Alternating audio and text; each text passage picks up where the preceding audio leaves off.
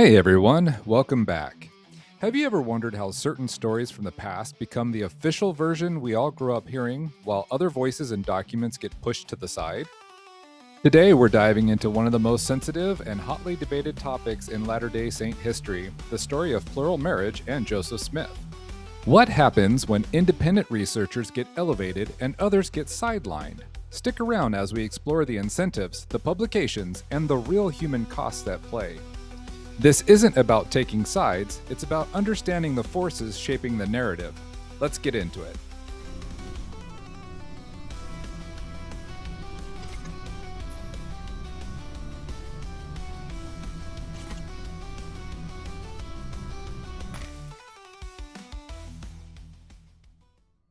In the years following the LDS Church's 2013 Internal Personal Faith Crisis report, which highlighted how historical questions, especially around plural marriage, were contributing to members leaving, the Church released important materials. These included the Gospel Topics essays and the Saints Narrative History series. A key figure cited heavily in these official responses is Brian C. Hales, a retired anesthesiologist and independent researcher. Hales' multi-volume work, Joseph Smith's Polygamy, along with his website, became a major reference point. Official essays on plural marriage in Kirtland and Nauvoo cite him more than anyone else for details on timelines, the angel with the drawn sword, and the number of sealings. His research aligns with the long-standing narrative established under Brigham Young, that Joseph Smith received a divine commandment for plural marriage as early as 1831, practiced it secretly in Nauvoo, and was sealed to roughly 30 to 40 women. Public denials by Joseph and early leaders are explained as necessary to avoid persecution. This account was later reinforced with Section 132 of the Doctrine and Covenants. The Church acknowledges that polygamy is condemned in ordinary circumstances, citing Jacob 2 in the Book of Mormon, but holds that it becomes a celestial principle when God commands it. Recent updates, like the 2025 Gospel Library Q&As, continue to affirm this historical view while stating monogamy is the standard today. Hales entered this field in the early 1990s after a family experience with modern fundamentalist polygamy. Without formal history credentials, his faith-affirming exhaustive compilations of sources made him a trusted voice. Church publications and apologists often point to his work as comprehensive and independent, valuable precisely because he's not a salaried church employee. On the other side, independent voices questioning whether Joseph Smith actually practiced or taught polygamy often face different treatment. Take Michelle Stone, a lifelong Latter-day Saint, mother, and former YouTube creator of the popular series 132 Problems.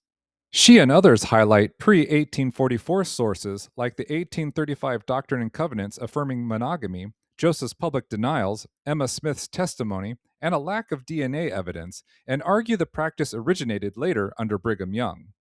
These perspectives get labeled as polygamy denial or conspiracy thinking in some circles, even though professional historians on both sides engage with the complexities of the evidence.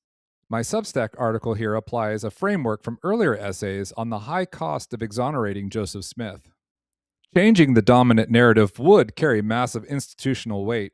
It could undermine decades of publications, challenge prophetic stewardship, affect careers tied to the current story, and force reevaluations of doctrine around sealings and secession.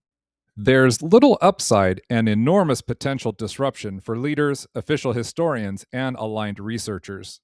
The pattern shows gatekeeping, favoring sources that maintain the Brigham Young era narrative while marginalizing alternatives that don't. Whether accumulating primary sources will shift the broader consensus is an open question for historians.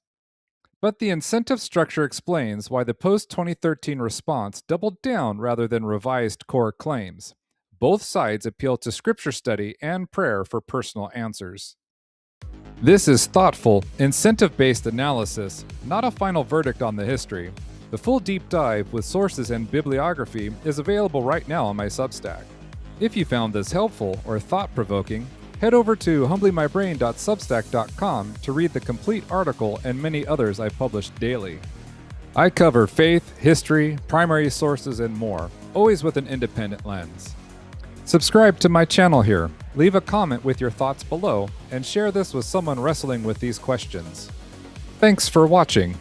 Hit like if you want more content like this, and I'll see you in the next one. Take care.